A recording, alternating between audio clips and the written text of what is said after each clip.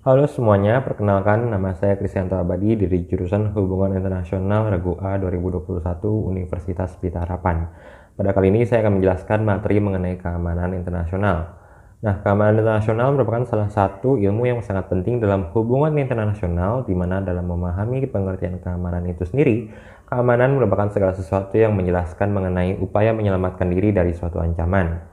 Nah, ancaman itu sendiri selalu ada, maka bisa dikatakan bahwa keamanan berarti segala sesuatu yang bersifat protektif, mencari rasa aman, menghindari ancaman, dan lain sebagainya. Oleh sebab itu, keamanan merupakan pengertian yang tidak bisa diidealkan. Mungkin apa yang menjadi ancaman bagi orang lain belum tentu menjadi ancaman bagi kita, dan apa yang menjadi ancaman bagi kita belum tentu menjadi ancaman bagi orang lain.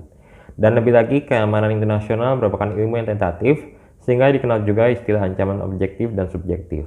Ancaman objektif merupakan ancaman yang jika dilihat sudah ada, akan tetapi ancamannya belum kita rasakan, dan secara subjektif mungkin beberapa orang menganggap bahwa diri mereka sudah merasa aman. Dan dalam mempelajari keamanan internasional terdapat beberapa ide keamanan yang menekankan beberapa bagian, yaitu security in or of what, security for what, security from what, dan security by what means.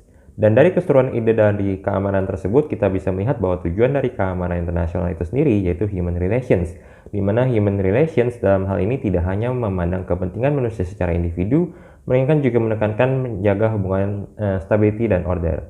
Dan oleh sebab itu, dalam mempelajari ilmu keamanan internasional juga diperlukan pengetahuan mengenai 3 paradigma keamanan internasional yang terdiri dari ancaman dari luar yaitu human security, ancaman dari dalam yaitu international security, dan ancaman luar dalam yaitu national security.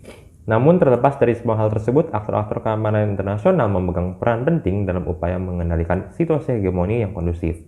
Aktor-aktor yang dimaksud terdiri dari aktor global, regional, unit, subunit, dan juga individu. Lalu terdapat 4 teori dalam keamanan internasional. Pertama, teori realisme, di mana teori realisme ini merupakan teori yang melihat sudut pandang kebenaran sebagai hal yang objektif. Lalu negara merupakan aktor utama dalam dinamika keamanan dan tidak ada aktor di atas negara. Sehingga dalam realisme ini hubungan yang terjalin bersifat anarkis atau tidak memiliki pemimpin. Oleh sebab itu, aktor negara berperan penting, di mana negara yang paling berkuasa khususnya dalam bidang persenjataan militer dan ekonomi, mereka yang menjadi pemimpin atau mengatur jalannya stability atau world security. Dalam hal ini kita bisa melihat contohnya seperti Amerika Serikat sebagai negara superpower. Nah, sebagai negara yang besar dan kuat dalam militer dan perekonomiannya, Amerika Serikat suatu saat akan mengajak beberapa negara untuk bekerja sama dan saling percaya. Dan kita bisa melihat bahwa Amerika Serikat menggunakan strategi teori liberalisme yang mengedepankan nilai kepercayaan dan kerjasama. Dan Amerika Serikat melihat sisi baiknya atau sudut pandang yang terbuka dan melakukan hubungan kerjasama yang bebas. Dan jika kerjasama ini sudah terjalin, tentunya akan ada beberapa konsekuensi dan dampak yang perlu diantisipasi. Dalam hal ini, Amerika Serikat dengan negara lain yang diajak bekerja sama akan membuat sebuah konvensi atau sebuah perjanjian, atau juga organisasi, contohnya seperti World Trade Organization. Dan organisasi ini dibentuk dengan tujuan misalnya mengantisipasi adanya penipuan, kerugian, dan pelanggaran, atau 1-2 hal lain yang bisa menjadi ancaman bagi negara yang lain yang terlibat. Dan adanya organisasi ini dikenal juga dengan teori institusionalis. Dan selanjutnya, apabila institusi-institusi atau badan yang ada ini tidak berhasil mengadakan keamanan atau hegemoni negara, maka teori konstruktivis menjadi salah satu jalan keluarnya. Para konstruktivis melihat bahwa adanya kesamaan ide atau tujuan dan identitas akan memudahkan hubungan antar negara dan memperkuat hegemoni. Sejatinya, teori hubungan internasional ini juga memandang bahwa keamanan internasional sebagai ilmu yang berkelanjutan dan tidak pasti sebab hanya dilihat dari satu sudut pandang, yang mana jika satu pendekatan tidak berhasil menjawab permasalahan yang ada, maka teori yang lain bisa diharapkan menjadi jalan keluarnya. Selanjutnya saya akan membahas mengenai keamanan tradisional dan non-tradisional. Keamanan tradisional menjelaskan bahwa keamanan individu yang sudah bersepakat kepada sebuah perwakilan untuk membuat kontrak sosial kepada aktor negara, dan dalam hal ini teori realisme digunakan kembali dalam memahami keamanan tradisional. Keamanan tradisional itu sendiri berasal dari ancaman eksternal yang militeristik, dan ancaman ini biasanya meliputi penggunaan senjata nuklir yang diraih sesuai pendekatan realisme mengenai sistem anarki. Dan negara yang berkuasa yang mampu meningkatkan aspek militer dan ekonominya akan mampu menimbulkan ancaman bagi yang lain. Meskipun demikian, ancaman eksternal ini harus mengedepankan keamanan individu sebagai level analisis terkecilnya. Jika suatu negara mendapat ancaman keamanan dari luar, maka semua individu yang berada dalam negara tersebut juga berada dalam posisi yang terancam. Oleh sebab itu, dalam keamanan tradisional, negara bertugas untuk menentukan apa itu human security dan national security. Di mana national security itu menekankan 2 poin penting, yaitu internal balancing dan external balancing.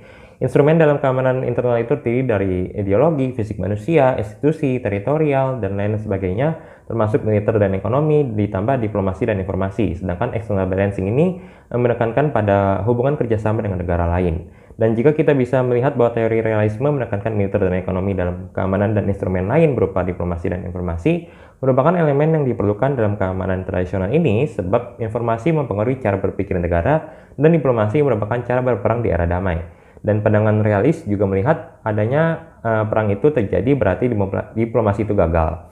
Dan di dalam hubungan internasional itu kita bisa melihat bahwa ada masa damai, krisis, lalu perang, atau dalam konteks lainnya seperti bekerja sama, bersaing, kemudian berkonflik.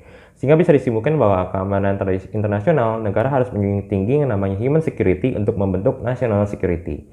Dan keamanan non-tradisional itu sendiri merupakan ancaman yang muncul bukan berasal dari aspek militer, melainkan non-militer seperti kemiskinan, wabah penyakit, bencana alam, keamanan global, atau pemanasan global, migrasi, dan lain-lain sebagainya bisa kita tangani secara kolektif melalui perbaikan keamanan, ekonomi, sosial, dan politik. Oleh sebab itu, keamanan non-tradisional ini juga melibatkan aktor negara maupun non-negara.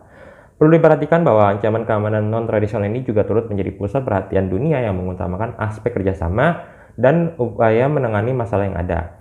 Keamanan non-tradisional ini juga melihat dari perspektif yang berdasarkan pada kebutuhan dan hak-hak individu bukan pada kebutuhan keamanan militer.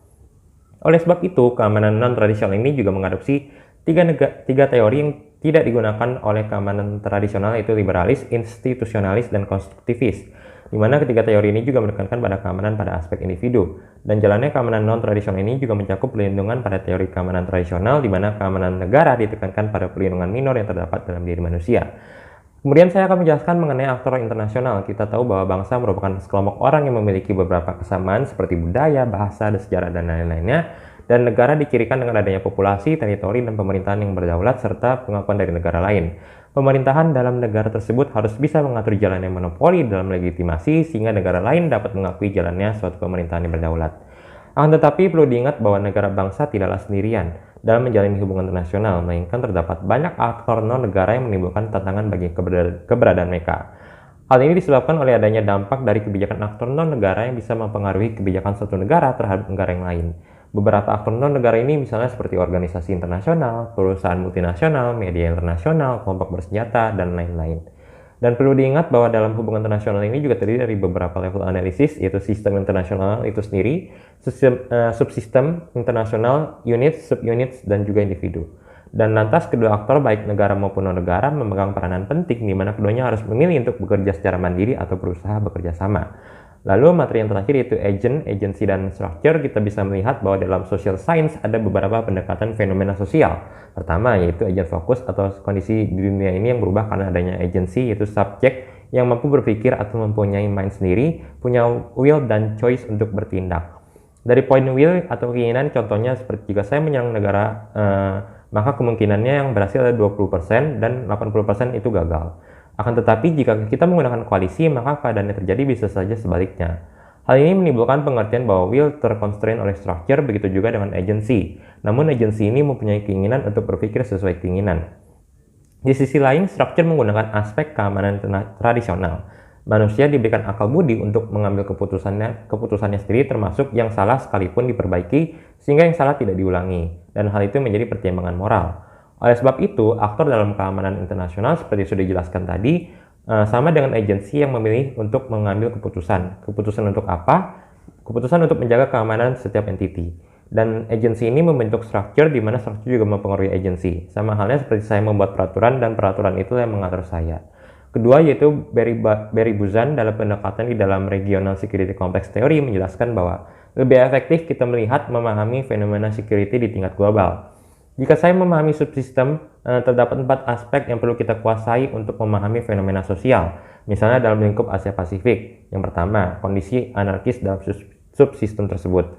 Kemudian kedua, balance of power, misalnya seperti kondisi anarkis di Indo-Pasifik. Kemudian yang ketiga yaitu interaksi sosial antara negara A dengan negara B yang bersama-sama ada di Indo-Pasifik. Misalnya seperti ASEAN, lalu berinteraksi, bagaimana ASEAN berinteraksi dengan negara di luar ASEAN, misalnya ASEAN dengan Asia Timur. Dan yang keempat itu pengaruh superpower dan great power atau balance of power antara internal dan eksternal, jadi di dalam ASEAN maupun di luar ASEAN. Kesimpulannya, proses sosial dalam subsistem ini harus dipahami untuk memahami external balancing Dan Regional Security Complex Theory berguna untuk memahami regionalisme. Demikian penjelasan saya, atas waktunya saya mengucapkan terima kasih.